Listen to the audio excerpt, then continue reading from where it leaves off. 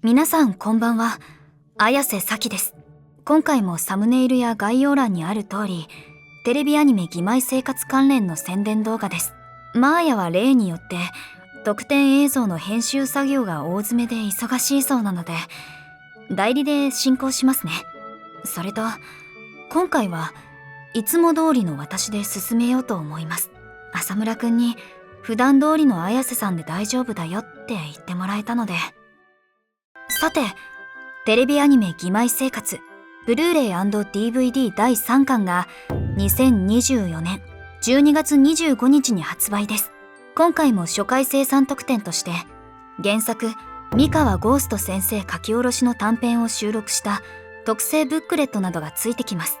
詳しくは概要欄の URL からテレビアニメ公式サイトもチェックしてね。そして3巻にも特典映像義妹生活チャンネル出張版その3が収録されます。はい、ご想像の通り今回も本編未使用カットを特別に公開しちゃいます。こちらを見て興味が湧いた人はぜひブルーレイ &DVD をご購入の上チェックしてみてね。それでは VTR どうぞ。陰キャ男子の兄とドライな妹義妹生活。出張ででん、日記パートの中島さんの演技。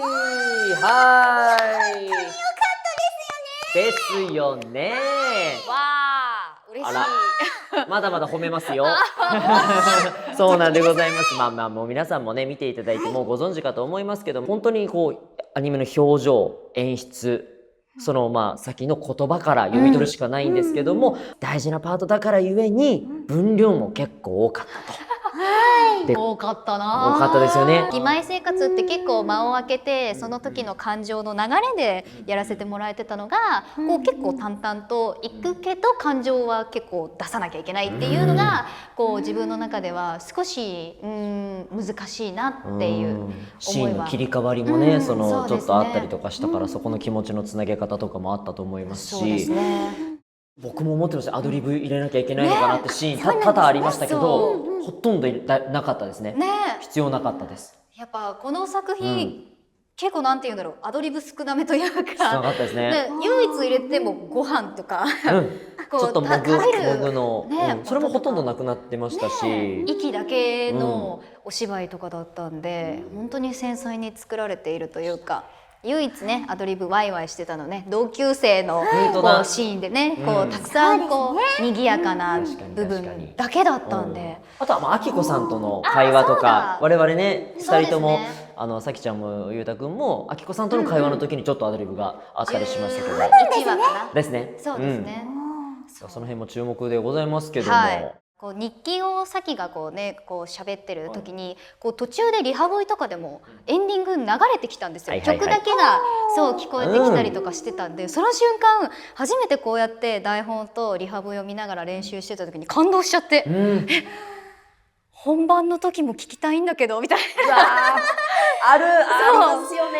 そう結構さきの日記のシーンは音楽と合わせてこうねそう成立しているというか、成り立っているシーンでもあったので、こうリハブいる時に音楽を流してくれてたから、すごいそれが個人的には嬉しくて、本番の時はね流れなかったんですよ。こう収録する時には流れないんですけど、めちゃめちゃ頭の中で再生してたっぷり素晴らしいやってましたね。じゃあある意味中島さんの日記パートの開演には一個その水槽のブランコとのなんかこのマッチ具合もあったわけですね、頭の中で。わあいいですね。素敵。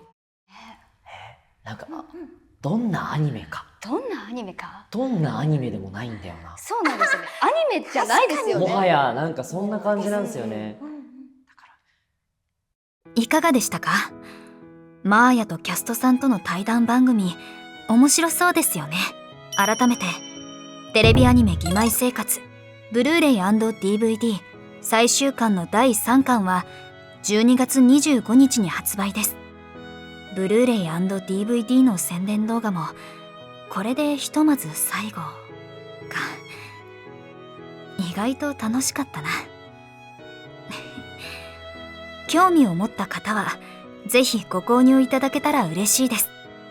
以上、綾瀬咲でした。